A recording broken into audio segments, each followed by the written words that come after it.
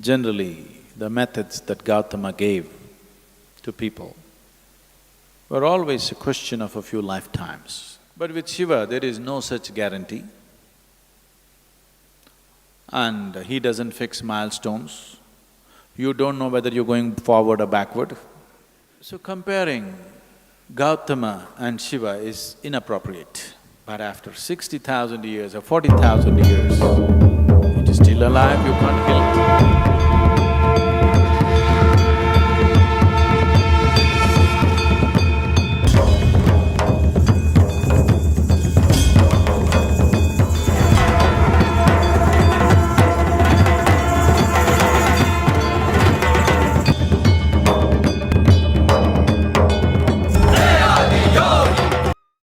Namaskaram, Sadhguru. I just want to know the basic difference of the way of Shiva and the way of Buddha. It's very easy to talk about Buddha's way because it's very logical. It's quite simple, actually. And it's very long drawn-out process. Generally, the methods that Gautama gave to people were always a question of a few lifetimes. You can clearly see this today. The Buddhists are always talking about this, particularly the Tibetan Buddhists, who are the best-known Buddhists in the world today for whatever political reasons.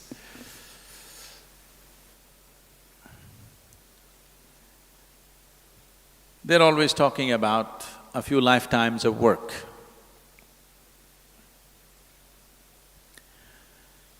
So if you have that kind of patience, that you're willing to work for a few lifetimes, Gautama's ways are very efficient, very logical, scientific, step-by-step process that one can take, because this is a path of awareness.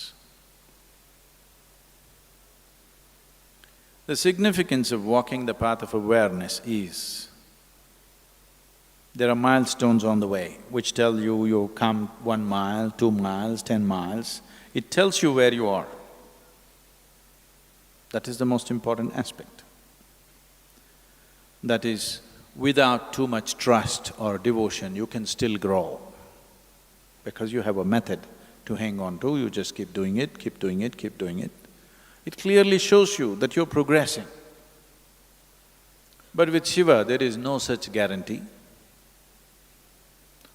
and he doesn't fix milestones. You don't know whether you're going forward or backward,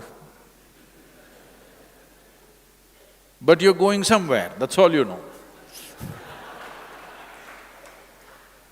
It's like falling into your bottomless pit. That sounds terrifying. I want you to understand this. A bottomless pit is the safest place to fall into.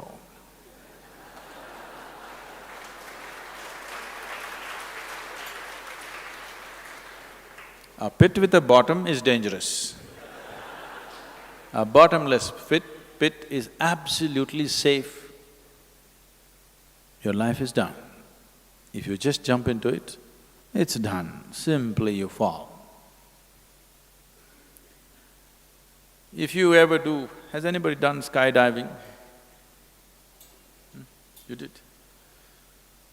So, if you have a free fall, then if you do not open your parachute for a few thousand feet, you don't know whether you're going down or going up, nothing, it just feels like you're floating around and it's wonderful. Only when you look down, the damn planet is coming at you at a tremendous speed. If this planet is taken off, this is a great experience. Only if you look down, it's just coming at you at tremendous speed. That's the only problem. Falling is… don't understand the falling as a negative thing. Falling is a great thing. Did you ever fall in love? Only when you hit the bottom, then it gets bad. If you fell into your bottomless pit, then there is no problem. So Shiva is a bottomless pit. His methods are very different. But you cannot limit him that way because with 7 different disciples, the 7 Saptarishis, the celebrated rishis of the yore, he taught 7 basic ways in which a human being can explore his consciousness. From these 7, in multiples of 7, it went further, and 112 different ways he explored, and he said, this is all. There's a beautiful story. No time for stories. So, he expounded 112 different ways as to how a human being can attain to his peak. And these 112 are the 112 chakras in the body. There are 114, but 2 of them are outside the physical body. He left those 2 and he said, 112 different ways of attaining when you're embodied. That means every chakra in the body, every meeting point of the energy system, one particular way of attaining. So he did not leave anything out. So Buddha is a small part of his work. I want you to understand. Gautama himself didn't go simply sit in the forest. The 8 years of his sadhana, he spent with various teachers across the country. And the whole spine of this spiritual process, this knowledge, has essentially come from Shiva. Wherever it is, whichever part of the world it is, the basic spiritual process comes from this spine, and it's been taken to different parts of the world in so many different forms. They look so different because these 112 different ways look absolutely different from one another. So what is the difference between Shiva and Buddha is not an appropriate question. Which aspect of Shiva did Buddha explore? He explored the path of awareness, which is one aspect. It's very unidimensional, but the significance of Gautama Buddha is, he's very scientific, clinical. He appeals to the logical mind. But he's like… He also said like this, many times he was an ascetic, he just sat unmoving. But many times he was mad, dancing, drunk. He was in all kinds of states because he didn't limit himself to any particular dimension. He just explored every aspect of life. So what you call as Buddha's way is just one aspect of these 112 different ways. And so many others have brought so many other aspects, but individual ways. Of the 7 disciples, of the 7 Saptarishis, the one who walked south, south means anything south of Himalayas is south. I'm talking to all the Mumbai people. Anything south of Himalayas is south. So Agastya walked south. And he became particularly active beyond the Vindhya mountains. You know that story about Vindhya mountains bowing down to Agastya Muni and he never came back, so… You know that story? No. You must learn something about India. So particularly the Deccan Plateau, he spread himself in such a way, every human habitation in Deccan Plateau he touched. Wherever you see, you will hear something about Agastya Muni. And he started this action for rural rejuvenation. He did not leave a single human habitation. He brought spiritual process to everybody's life, the whole population. They say he lived over 4,000 years. We don't know how long he lived, but definitely his lifespan was not a normal span of life, it was extraordinarily long. When you just calculate the mileage that he covered, if you had put a speedometer on him and seen how many miles he covered, you could see it's an extraordinary length of time. We don't know whether it's 400 years or 4,000 years, people say it's 4,000, but definitely he lived very long.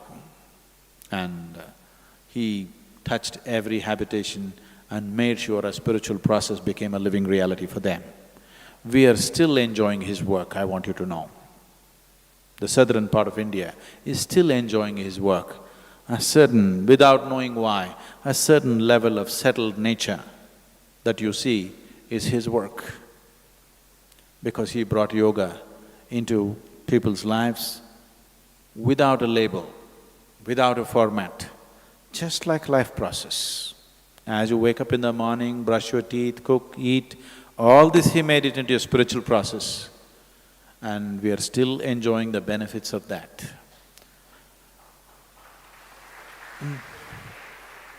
If you look at any spiritual process anywhere on the planet, you will see it is not outside the 112 ways in which Shiva explored this.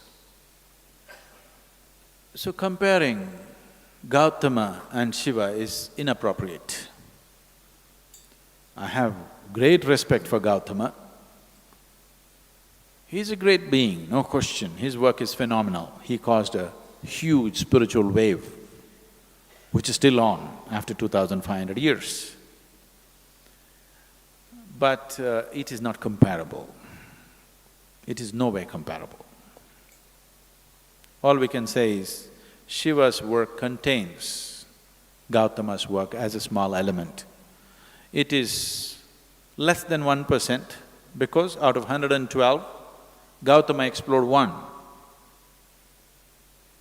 And the important thing is he marketed it well and he encouraged thousands of people to take the path. That's his success. But Shiva is a little too inebriated to do marketing. You should do marketing for him. He won't do marketing. But still, generally it's believed, this is somewhere 40 to 60,000 years ago that he started his work. But after 60,000 years or 40,000 years, it is still alive, you can't kill it. You still can't kill it, isn't it? By the time I am done with my life, I'm sure I will leave him little more popular than the way he is today.